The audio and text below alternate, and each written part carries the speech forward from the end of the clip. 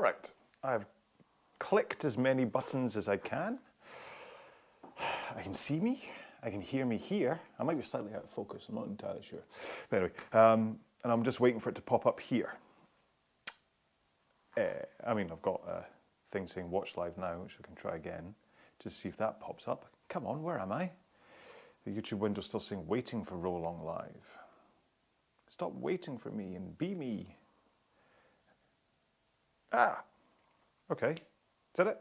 So how, if I clap, 1, 2, 3, 4. Okay, 4-second delay today. There you go, there's technical. Hello Sunuka, how are you? How's your training going for your championships?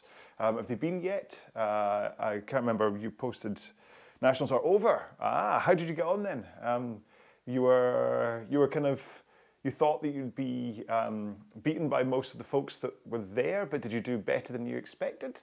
Did you get a PB? How did it go? Let us know. I mean, it's only you and me right now. 8:39 PB on single scull. See, that's what you want. I always say to my kids when they're swimming their galas and things, I say to them, listen, there's other people there, you can't control what they're doing. The best that you can do is the best that you can do. If you can go out there and get a PB, then you've done all you can, really. Obviously, we want to do better and we want to win.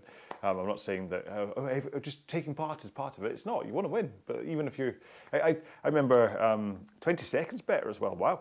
I remember years ago, back in my squash playing days, I ended up playing the Scottish #1, I think it was. It wasn't Pete thing. It was like, or maybe it was the West District #1. But basically, there was this another guy called Pete O'Hara, I think his name was. But he was like the best in the league. He was just an incredible player. And although I was the #1 at David Lloyd at the time, oh, the camera's gone again. Oh, what? I'm gonna have to mess with this in a second. Give me a sec, and I will turn it off. Just to continue my, oh no, it's the wrong one. Just to continue my story. Yeah, and I went in to that match with the kind of the thought that you never know, there's always a chance I could beat him. No, there wasn't. Anyway, I'm going to quickly just cycle the camera, so I'm going to go offline for a second.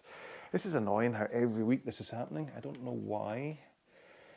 Hey, give me a second, I'll disappear for a few seconds.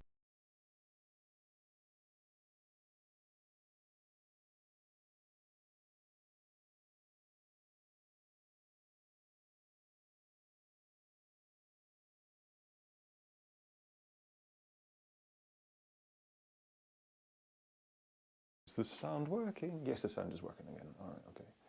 Am I there? I am, but oh, it's done that odd thing where it's gone completely off screen. How do I fix that again? Oh man, at least we've got time for this. The annoying thing is I've actually been sitting here for a while with it working before starting. Live streaming device, there I am. Yeah, I was sitting here for a while with it working, and it just glitched on me just then. I'm gonna have to stump up and buy a new box. I think the one that converts the camera output into. Let's do that. About that size, do you think? Yeah. The one that the little box that I use to convert the HDMI out from the camera, and then goes into a USB, which then goes into the Mac, yeah, obviously it's no happy. Oh, my 4-hour videos helped you a lot. I'm really pleased it did, just in terms of just grinding in your stroke. I'm really pleased. Although to be fair, that was only like a 30-second row that I then looped for 4 hours, so apologies if you thought that I was actually rowing with you. There's CBDB. How are you? Good morning all, I am ready to row. Good. Well, what I'd recommend is, so there's 11 minutes to go until the start of today's row, so do whatever you need in order to make sure that you are slightly warmed up. You can do some light rowing, you can do some stretching, you can do some yoga, you can, I don't know, whatever you want to do. Do some burpee broad jumps. Oh, I don't recommend them. PTSD.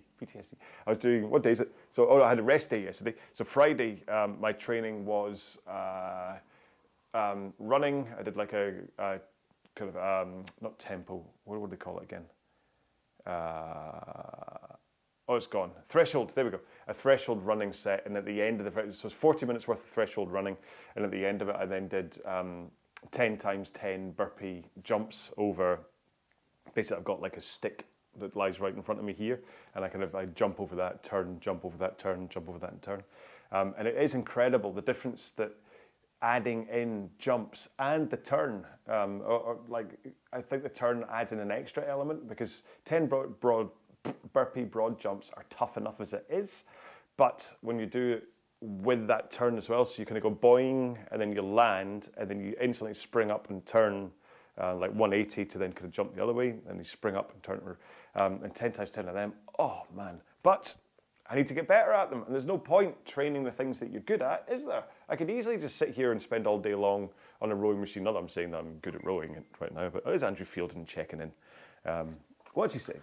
I think I will do the CTC row program. See, I was thinking of maybe trying to hold 22, but not actually doing, just so I could post some kind of a score for the CTC, in case, how many people are on? 9 people are on.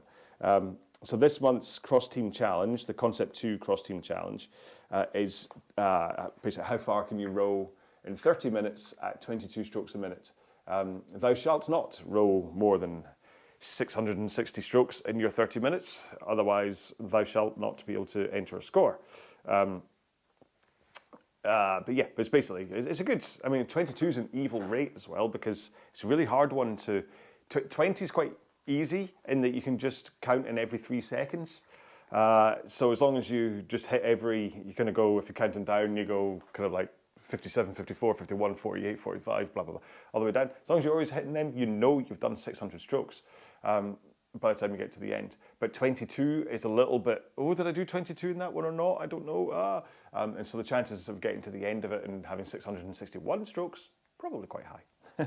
But yeah, but that's a good idea. I was thinking of doing that. I don't know, because I might want to actually just actually do a sit-down dedicated half-hour row for it, and just do it properly rather than kind of phoning it. Because I know that my brain is going to go when I try and hold 22 strokes a minute and I try and talk to you and have a conversation with you. So it's probably a bad idea that I try it. So I've talked myself out of it. But good luck, Andrew. I'm sure you will absolutely smash it. Just, I don't know if you're going to try counting 22 strokes every minute, or if you've got, are you going to run, well, you can't really run erg data at the same time if you're running Exer. Maybe you can turn Exer off and just listen to me.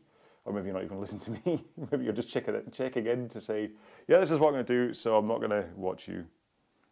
There's David Palace. Let me quickly start my heart rate monitor first before I say good morning to you. 18% on my watch. That's more than enough. Right, connect Epix Pro. I wonder what my Epix Pro is saying my heart rate is right now. 60. It's usually so far wrong. Okay, so Rise and Row and RowAlong is starting in 15 minutes. Well, it's not really, it's starting in 7 minutes, but I wonder whether they should change that to soon, rather than always being 15 minutes. And then you can see up at the top, the time is set to 36:34 because I joined this row with 6 minutes and 34 seconds to go until the start. Interesting to see numbers again. Was it last week we were doing this, where I joined and it was quite a relatively low number, but it being summer, that's perfectly fine. But 16, I'd say, is quite a low number for the rise and rows. But over the course of the 5 or 6 minutes before the row, it kind of swelled up to about 50. So we're already up at 19. So people are just popping on. Hello, I'll wave back. Yeah, so we've got just under 6 minutes to go. I'm going to have a quick swig of Ambition. I haven't had hardly anything to drink today. Hang on 1 second. Should I cover? I'll cover the mic, but I won't actually kind of smother it. I just don't want you to hear me drinking. That's all.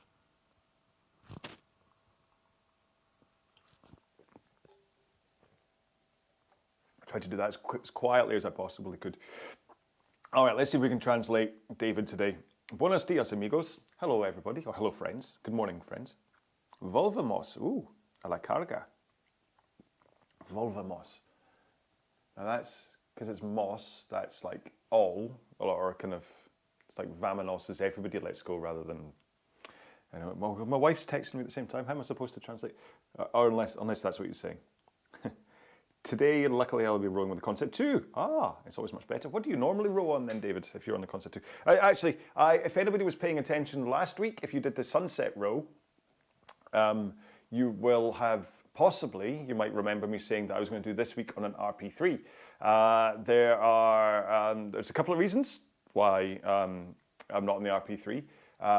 First one is that when I tried to change the handle a good month ago to use Smart Row on it, I actually I let go of the chain and it sprung inside the machine.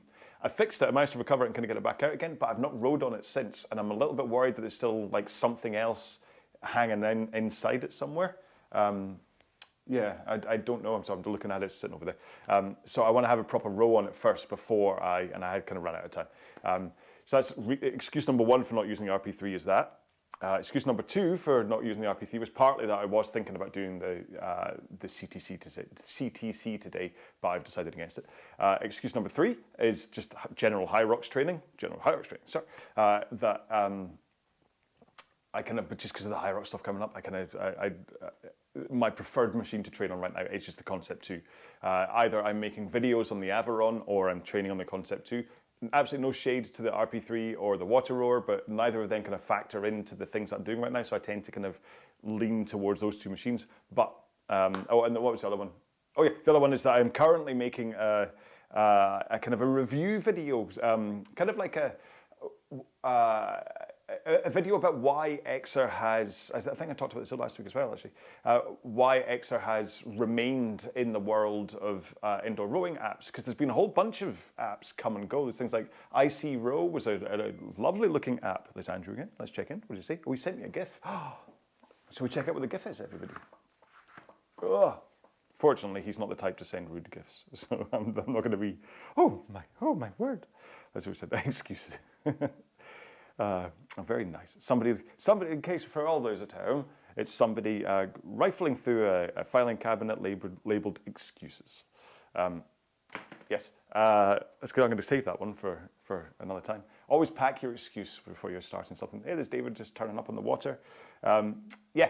Where's it going? Sorry. Yeah, and so I'm making a video about Xer, why it stands the test of time versus other apps that have come and gone. And I need to do a couple of screen captures of like the shark game and the buoy, whatever you want to call it, game that's within the app. And so I've got the machine set up to do that, and then I was like, oh, I'm not gonna swap out the RP3 and all that stuff.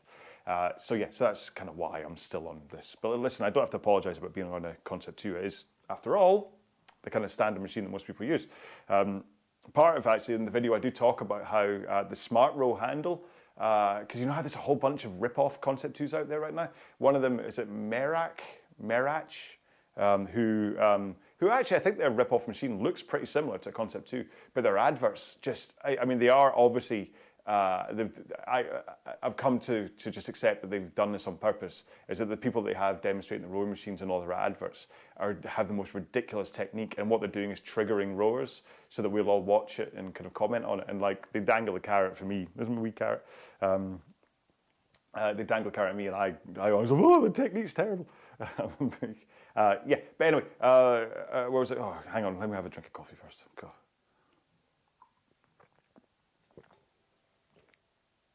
Why was I talking about that? I think it's just to do with, yeah, in Xer, how all these machines can actually be kind of unified in a way by using the Smart Row handle. I've stopped using the Smart Row handle on my Concept 2, by the way, just because I want it to feel, again, I want it to feel like it does on the High Rocks race floor. There's no point. I like everything to feel, so I'll train in the same shoes. This is why I row in shoes nowadays rather than barefoot or in socks, is because I need it just to feel like it does on the High Rocks race floor.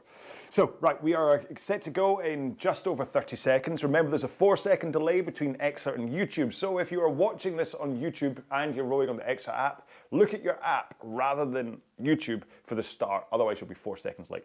I'm going to start this at a nice low intensity. I'm going to warm up through the row, and then I'm going to maybe do the sprints. Don't know. It looks like I don't have Andrew Fielden to goad me into doing any sprints today. So, so yeah, we'll see how I feel when we get to them. Depends how long they are, to be honest.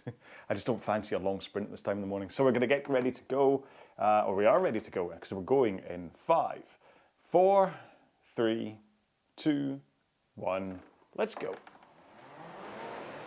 Now, interestingly, my heart rate it's disappeared. Even more interestingly, I'm not moving. Hello? I can see my stroke length, my force curve, but I ain't getting no power. Oh no. All right, everyone go on, I'll try and catch you up. Options, connections, open. Oh, it says it's connected. Let's cycle through here. I wonder if I'll be able to catch anyone up again. Just gonna turn my PM5 off and back on again. The fact that I couldn't see my heart rate though makes it sound like it's a Mac Bluetooth issue rather than anything else. Come on. Come on. There we go. There we go. You all enjoying your row? Keep going, don't stop just because I have. All right? Right, finish that up. And let's go back. Yes, close menu. Oh, right.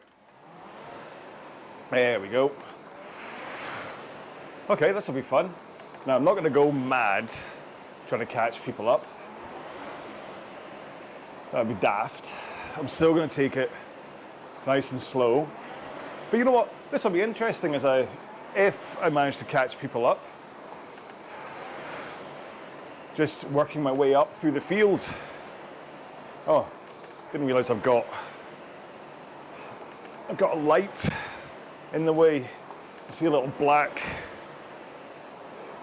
thing up in the sky. That's the corner of one of my lights. I hope you're okay with it being there, because we've already had one stop. See, what's interesting is now that I've reconnected, it's not seeing my force curve anymore. You know, right about one every 3 rows, something happens, or 1 every 5, let's say, something happens to destabilize me. Whether it's machine glitches or somebody phoning. Well, I never checked that message from my wife. Hope she's okay. She's in Paris. She's gone to Paris with daughter number 1, or firstborn, let's say. I'm not giving my kids numbers. Well, here we go. Hayes Chen. Yeah, so they've got every year they tend to go on a little trip together. It's like a mummy-daughter trip. Not that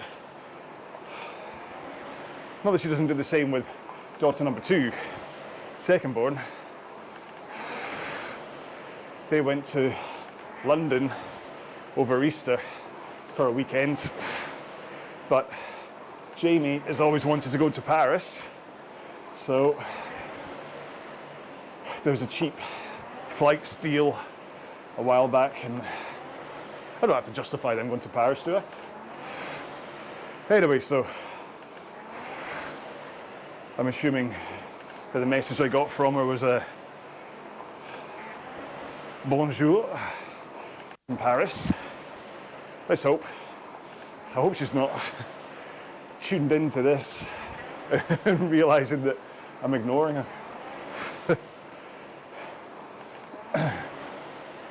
Yeah. I mean, sometimes I feel I miss out on those kind of bonding moments that they have, but also I think it's good that they have the special thing that they have, if that makes sense. Something that is just them, as the two of them, something they can share together. We share so much stuff as a family. But I think it is quite nice to have things, even like,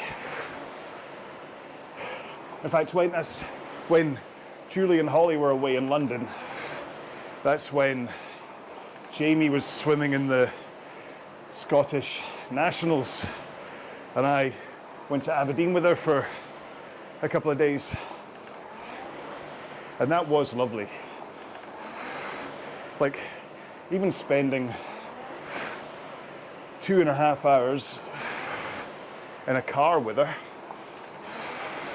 and she didn't have her AirPods in and ignoring me or anything. We just, on the journey up, we just had the radio on and just chatted for 2.5 hours. Same on the way back. I don't think I've ever had a 2.5 hour conversation with Jamie. Anyway. But the good thing is that then means that I have Holly for the weekend. So we get to kick about and have fun and do something. And yesterday we went to see Interstellar, the Chris Nolan film. We saw it at the IMAX, proper IMAX, not the Cineworld will pretend that this screen is an IMAX. It's like the proper curved screen in Glasgow. And it's, as much as the screen is the selling point for that IMAX, it's the sound that gets me.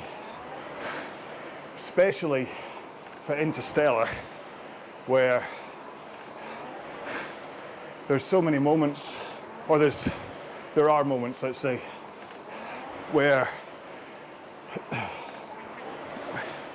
everything is so, what's the right word? Dramatic. That, I mean, everything's rumbling in space and crashing about. Your seat is shaking, not because of one of these stupid 4DX things where your seat's gonna all over the place, but just from the vibrations from the sub bass. I remember sitting there during, there's a part where they have to spin and try to redock with their ship, if you haven't seen it before. And everything's so loud, the music's going, it's dramatic. And I remember thinking, this is just such the perfect way to watch this film. It'd be like 200 years ago going and seeing a live orchestra, or even now, going to see a live orchestra playing your favorite piece of music. Like a good live orchestra, not like a rubbish one. You get what I'm saying? We pick out what you need to from that, but it was also, it's like, it's one of Holly's favourite films as well. How long's a sprint? No, not doing it. It's one of Holly's favourite films as well, so sharing that kind of experience with her, and it's like, she does find it quite emotional at times, and looking over and seeing her in tears. And that as being the kind of underlying point of that film is the love between a father and daughter. It's quite nice to watch that with my daughter, who I love. Anyway, right, sorry. That was one heck of an intro, wasn't it? Nothing to do with rowing. So let's quickly got to hope that you are warmed up by now. I've got a wee glow across my body. I have to hope that you are too. But let's just do a quick check on technique. Remember, I like addressing technique from the finish. So as the handle comes in, that's your point to check and reset technique. So handle touches your chest, you instantly let it come away smoothly, but quickly, but you're not throwing it away. Just let it come out at the same pace you pulled it in at. It is Ronnie, how you doing, sir? But I saw a video, like a short from Austin at Training Tall, which I kind of took a little bit of exception with. He was making it about, don't punch the handle away, don't throw it away, like that. And what he said is relax and lower the handle. But the problem with that, and I'm doing it myself now, not even thinking about it, is that at the point when you lift the handle at the front of the machine, it promotes an early opening of your hip angle. Okay, so if I go down, as I lift, everything comes back. So I didn't reply or anything. I'm not going to do that. But I don't actually agree with his advice. I think you should relax as you pull the handle in and release it. You'll see I come down a little bit, but nowhere near the scrape that Austin suggests. Because if you can think about being pretty much a straight line backwards and forwards. In fact, somebody on here posted a video of them rowing on my RowAlong group last week. And one of the things that people pointed out when he was rowing at low rate is that he would have a loop to his stroke, and you'd see the jolt in his arms, and it was all because of that low handle recovery. So think about in and out in a straight line. If you're in a concept 2, the chain passes through the chain guard, the throat, whatever you want to call it. And there are 2 bolt holes either side, on the right hand side of the chain guard. And what I want you to do is, as you come forwards, look at the height that the chain is at, and then as you come into a finish, what height is it at, and then as you recover, where does it sit? So I'm about say about 1 inch, 2 centimeters underneath the top hole as I come forwards. As I finish, it's maybe a little bit lower. Yeah, about maybe another centimeter lower. And then as I recover, it stays at that height. So it doesn't, if I was to scrape the handle, it goes down towards the bottom bolt hole. And I don't want that. Try to keep it as level as you can. And that means the finish too. So I don't want to be finishing with the handle up in my throat. That's when you can see the angle change of your chain. Don't particularly slow down, possibly even went a second or two faster because of the increased stroke length of like a couple of centimeters. But the problem is that I can't maintain the muscle fitness with these high finishes from my wrists, my forearms, and my biceps, and my core to get out of this position. And actually, I'm not going much faster.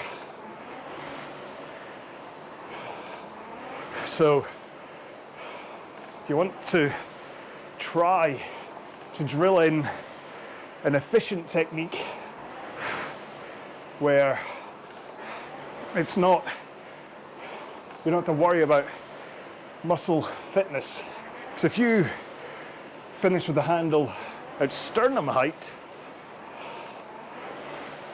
have a slight outwards flare of your elbows in order to keep your wrists flat rather than elbows straight through and ending up with bunny hands like this,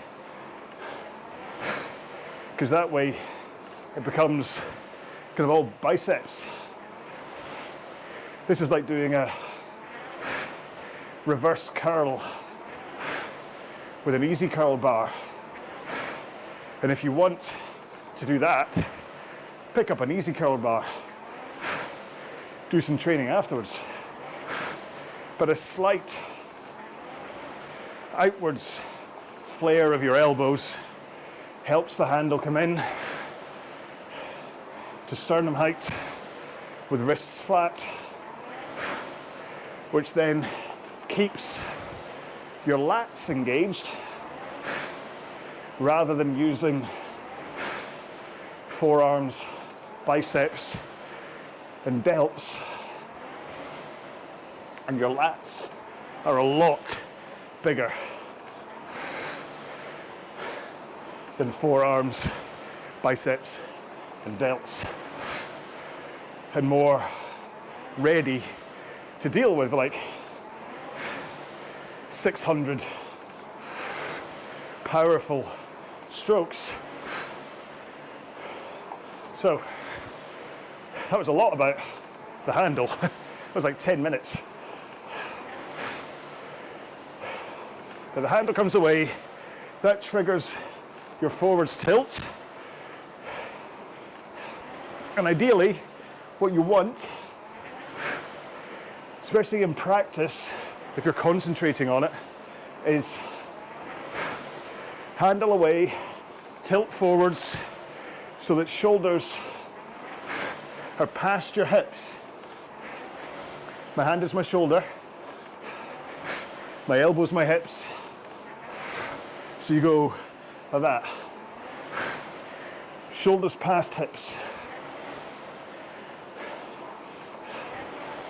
And once you're in that position, that is when you bend your knees. The arms away and the forwards tilt create the momentum to start you on your trip back down the rail towards the front of the machine. So that all you have to do is bend your knees in order to get there. There's no tugging on the straps.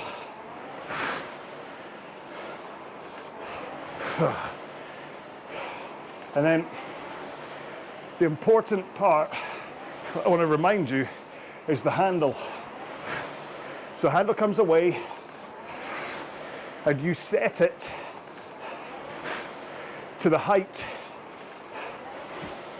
you want it to be before you bend your knees. So arms away, set. Arms away, set. So I'm not adjusting handle height or even back angle once I bend my knees. Now, if you watch me when I'm not concentrating on my own technique, you'll see that I do get quite lazy sometimes and I don't quite set the back angle before I bend my knees. But my handle height, the moment my arms are straight in front of me, they are at the right height. Because what you're looking for is to not have any last minute angle or height changes for the handle or your back.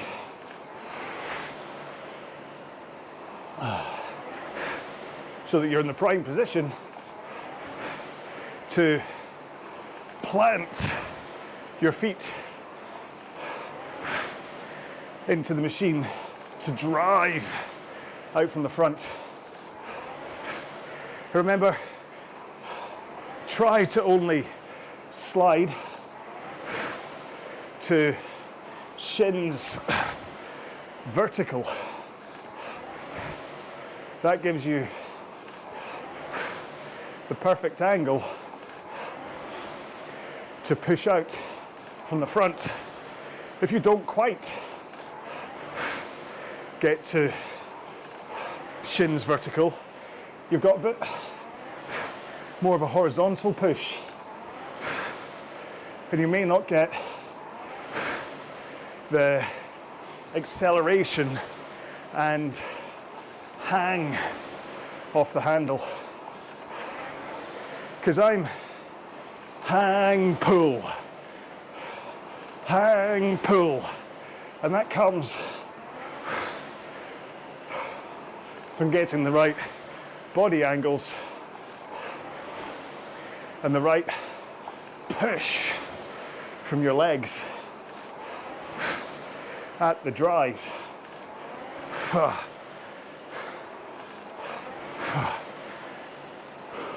So think about pushing the machine away from you with your feet, rather than thinking about pulling the handle or even getting your body to the back of the machine. If you can just think about push the machine away, you're more likely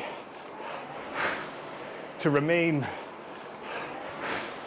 in that hang off the handle.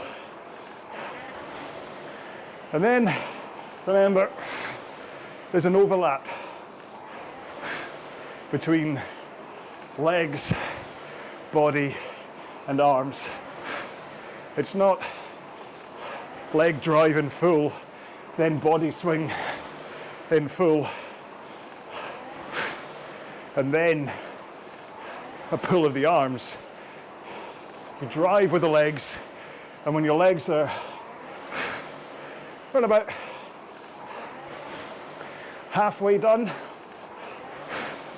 that's when you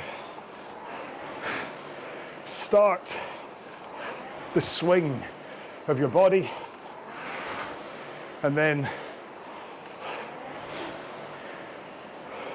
as your body is about halfway done, that's when you pull your arms. So some people prefer that overlap to mean that everything finishes at the same time. Legs, body, arms. I kind of prefer legs to be down just a fraction before body and arms, because that way I know all of the power has gone into the machine and I don't need to pull my feet against the foot straps in order to stop myself from falling off the back of the machine. Whew.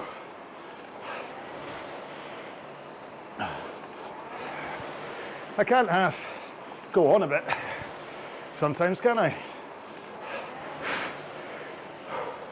Doesn't help when I go down a black hole. There's Interstellar.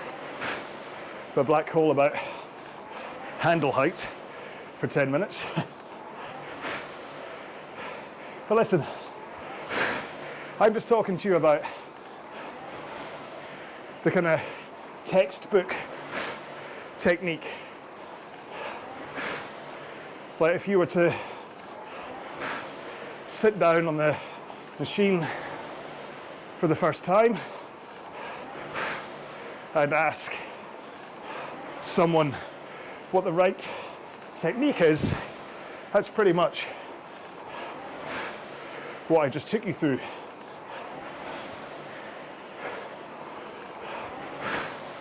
But either due to current flexibility or strength, fitness, experience, even goals, you may well differ from what I'm saying. But what I'd say is that anybody can climb on a rowing machine and make it move. And anybody with a big bulk of muscle can make it go fast over a short distance. However, if your goal is to row a long distance or duration,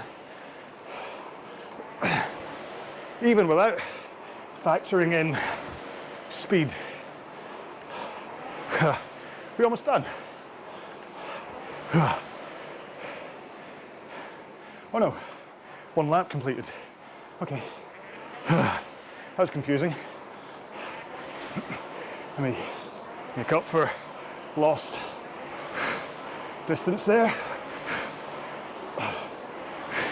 fact, I'm going to keep this up until the end.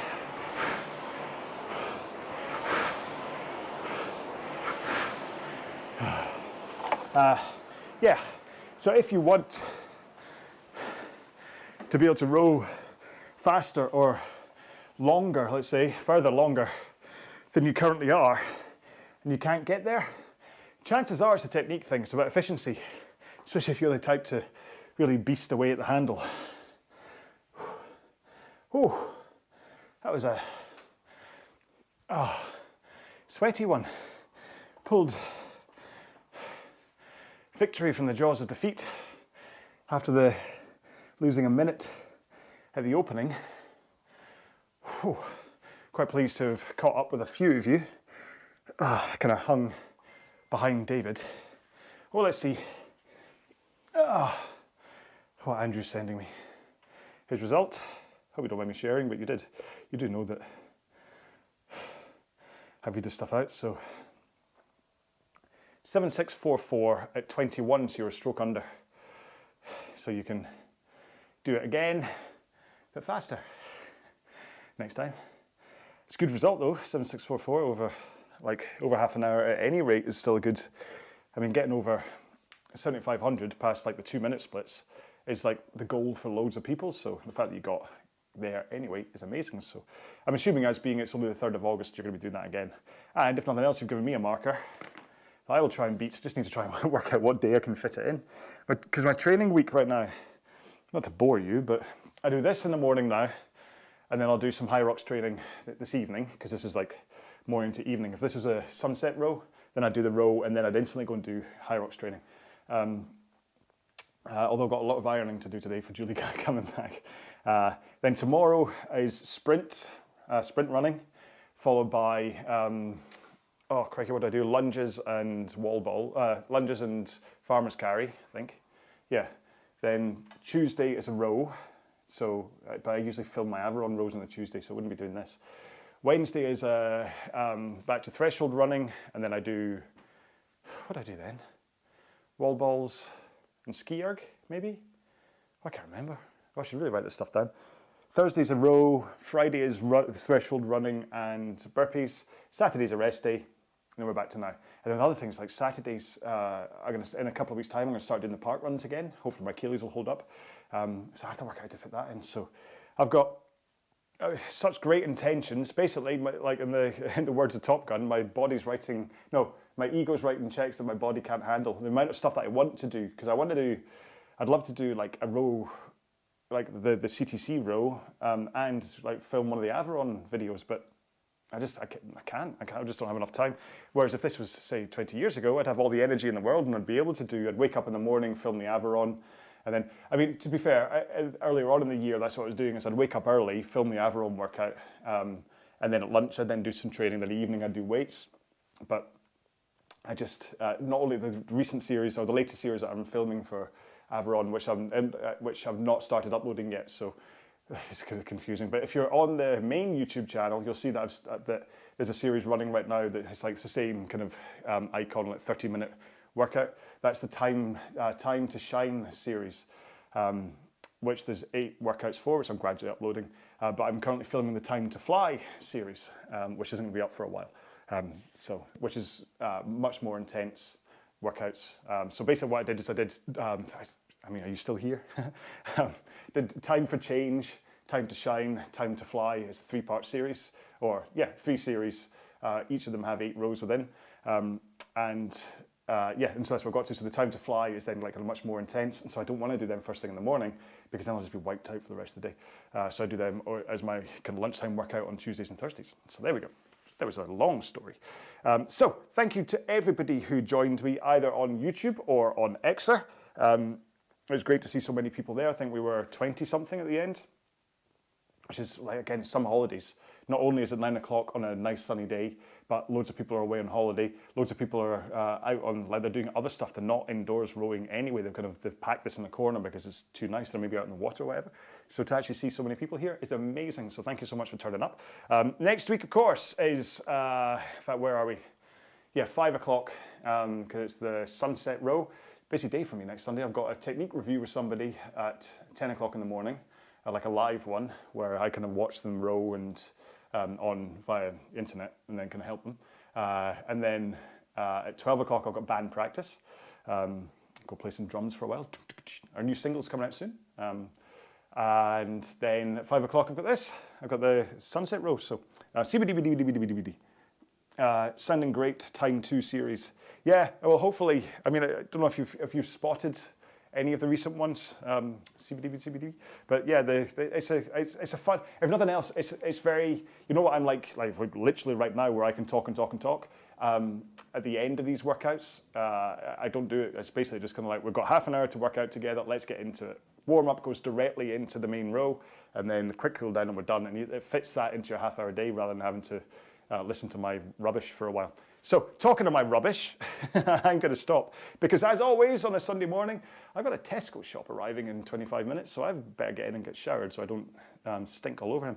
And I've got want to film a couple of little bits for this extra video I'm making, which will hopefully be up soon. I'm still waiting. I need to try and find. I need to try and get footage of a race. Because I talk at one point about, oh, they brought in the race feature, and I don't have any footage of a race because I never do the races. So until I can get that, I can't finish it off. But it's like a 15-minute video where I just kind of go through why I think Exa is here, what kind of like some of the features and stuff. I don't know if anyone's going to watch it. Maybe they will, maybe they won't. But you know what? I've made it, so I just listen. My whole channel is just me making stuff and putting it out there. I don't really ever kind of expect people to watch it. So. Anyway, I'm going to go. I'm going to hit stop rowing on here, and I'm going to save it. I'm going to go shower, have something to drink. Edfar. Thank you, everyone. Good day all. Well rowed. Cheers, John. Cheers to you, Edfar. Thank you so much. I hope you're still enjoying wearing the RowAlong kit. I assume it did turn up, because last we were in touch talking about the customs that you had to pay to get it into Ireland. I had to pay. One of my hard drives broke that I make all this kind of RowAlong stuff on. It was under warranty, so I sent it back to Seagate to get it fixed. And they did like data recovery and stuff. And then on the recovery drive that they sent back, so technically a gift they sent back to me, I had to pay £77 customs fee to get it back. I'm like, so cheek. Do the once-a-month blade rower race on a Saturday before your park run. Dual 5K. It's not a bad idea, actually. I can even take the rowing machine next to me, do it in the car, do it next to the car right before depending what time it is. Park runs in Scotland start at 9:30 rather than 9 o'clock in the morning, which is quite nice. Right, okay, anybody else? No.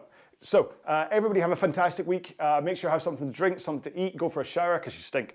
When you meet someone or a pet or whatever that you feel this way to, if you love them, tell them you love them, all right? I think it's important that we all kind of open up when we say, I tell my cats all the time I love them. In fact, Lulu sat on my lap, like we watched Transported last night together. What's his face? Jason Statham film.